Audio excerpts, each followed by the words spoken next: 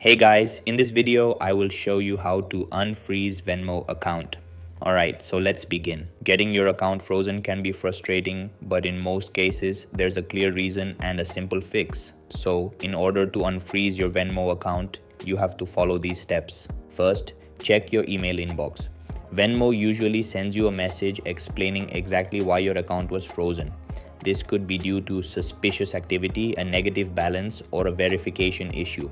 Carefully read that email because it often includes specific instructions on what you need to do next. The most common reason is a negative balance. If that's the case, open the Venmo app or website and add funds to your account. You can do this by linking a bank account, debit card, or even using another payment method to cover the owed amount. Once your balance is cleared, this alone may resolve the issue. If your account is still frozen after clearing any dues, the next step is to contact support. Open the Venmo app, tap on the settings icon in the top right corner, then go to Get Help.